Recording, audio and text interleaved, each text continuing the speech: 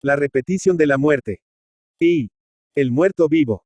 Augusto de Queiroz creyó que estaba despertando de la siesta, y que se le había pasado la hora.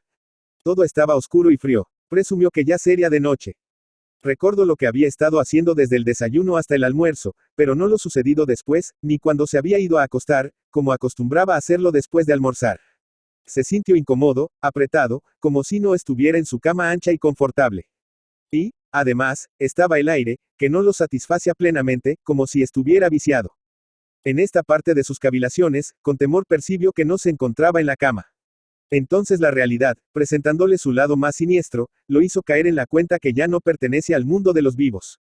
Ay, Augusto entró en pánico, una sensación de angustia le comprimió la garganta y en vano intentó serenarse con preguntas que le demostraran que estaba equivocado. ¿Pueden los muertos razonar tal cual lo estoy haciendo en este momento? ¿Acaso estaré soñando? Augusto temió, anticipadamente, la certeza del final de la vida como siempre la había conocido cuando se animara a tantear alrededor de su cuerpo. De dónde estaba ya no tenía dudas, ignorarlo era totalmente inútil, como también querer sustituir la conmoción que lo embargaba por la serenidad que se tiene cuando se ignoran las cosas terribles. Era imperioso llamarse a la cordura, aunque todo su ser se negaba a obedecer dicha premisa. No, no, repitió en su mente, y aunque no quería pensar en ello, no conseguía parar de hacerlo. Experimentó luego lo que creyó ser la lucidez, no estaba seguro, obligándose a recordar quién era, pero que cambiaba ese detalle. Nada. Después trató de encontrar un recuerdo residual siquiera, de algún paseo o algún viaje de negocios fuera de la ciudad, sin saber por qué se preguntaba eso. Bien, bien, pero sí sé que soy quien soy y estoy donde creo estar, porque me siento como si aún estuviera vivo.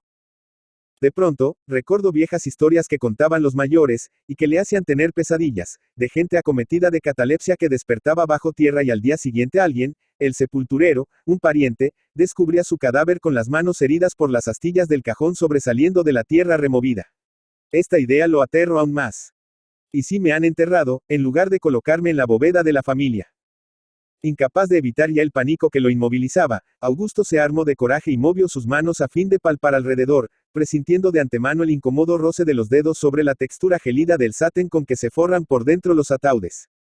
Su cuerpo, hasta ese momento tieso como una piedra, como si un potente motor hubiese explotado en su interior, entró en total descontrol, agitándose con desesperación. El violento arrebato provocado dentro del ataúd hizo que éste empezara a deslizarse peligrosamente hacia el borde del habitáculo en la pared donde reposaba, hasta que se desplomó contra el piso embaldosado de la bóveda, partiéndose en varias partes. Augusto, dolorido por el porrazo, emergió de los destrozos con movimientos desarticulados soltando un grito de desahogo bestial. Las piernas le flaqueaban, como si fuera un estúpido muñeco al cual recién le hubiesen implantado movimientos humanos. Si en ese momento tuviera frente a un espejo, hubiera visto reflejado en el cristal un muerto, vivo de semblante pálido cadavérico por efecto del polvo de arroz con el cual le habían polvoreado el rostro, y, ciertamente, habría soltado otro alarido horripilante. Con ojos aterrorizados miró en derredor. En la bóveda fría y gris reposaban los restos mortales de sus antepasados y, principalmente, el hueco vacío que le pertenecía. La constatación de que no estaba muerto ni había sido enterrado vivo le trajo algo de alivio para su alma atormentada, pero esto no lo serenó en absoluto, porque, incluso estando vivo, aquel lóbrego y siniestro lugar pertenece al reino de los muertos. Debo salir de acá cuanto antes.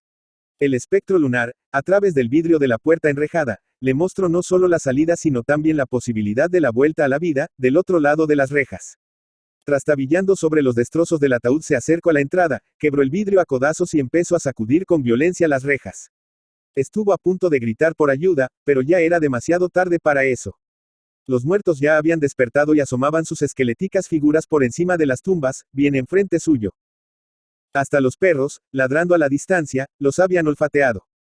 2. Los ladrones de tumbas. Bajo la claridad de la luna llena, los dos ladrones trabajaban con maestría profesional y en el más absoluto silencio, comunicándose por señas mientras depositaban las placas metálicas de las lápidas con sumo cuidado dentro de bolsas de lona. Los ladridos de los perros de la casa del casero los hacían actuar con rapidez.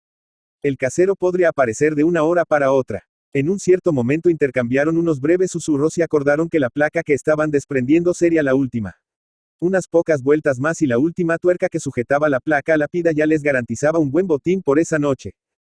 Un gran estruendo a sus espaldas les detuvo los pensamientos, congelándoles la sangre en el acto. Se voltearon velozmente, pensando que había sido un tiro de advertencia del casero que los había descubierto. El casero sí, porque del mundo de los muertos nada los asustaba. Pero estaban doblemente equivocados, no era el casero y los muertos sí podían asustar. Aterrorizados percibieron, a través de las rejas de una de las bóvedas, lo que había provocado el estruendo, la imagen corpórea de un difunto resucitado emergiendo del piso y gritando endemoniadamente mientras examinaba estúpidamente alrededor.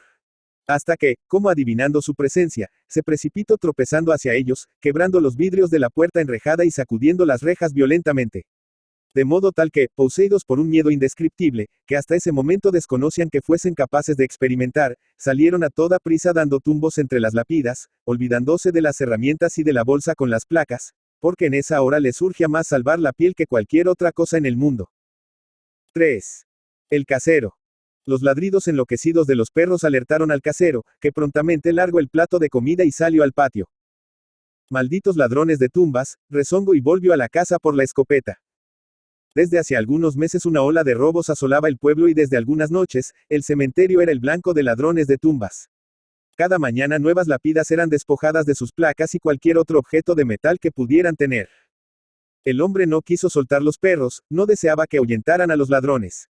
Estaba harto ya y quería por lo menos la cabeza de uno, antes que en el pueblo lo acusaran a él de los robos.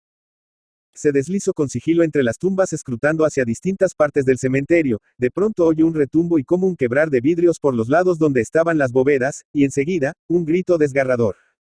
¿Qué demonios está ocurriendo? Se lanzó a la carrera hacia el epicentro del alboroto, zigzagueando entre las tumbas. Ya cerca de las bóvedas, oyó un frenético sacudir de rejas y vio dos siluetas huidizas saltando entre las tumbas, que enseguida se confundieron en el entorno mortecino y se perdieron de vista.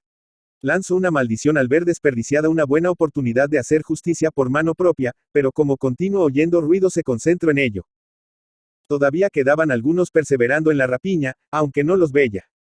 Los muy malditos se han quedado para robar más. Dio 2 pasos y oyó un estruendo. No cabían dudas, los ladrones habían arrancado la reja de una bóveda para saquear los cajones en su interior. Pero ¿de cuál? No la veía. De pronto, a pocos metros vio a un ladrón dándose a la fuga, pero al notar que mancaba dijo por lo bajo: pan comido. IV. El falso ladrón. Augusto de Queiroz, no menos calmado por la huida de los muertos resucitados, continuó sacudiendo las rejas hasta que, con las últimas fuerzas que le restaban, arrojó todo el peso de su cuerpo contra la puerta enrejada y esta vez la puerta cedió. Él y la reja cayeron juntos. Como pudo inició la huida tan rápido como sus tambaleantes piernas se lo permitían. No quería saber nada de quedarse ni un minuto más siquiera en aquel lugar aterrador. En su desesperada huida corría sin dirección mientras buscaba desesperadamente una salida que no veía por ninguna parte, por lo que optó seguir en línea recta hasta que se topara con un bendito muro por donde saltar a la calle.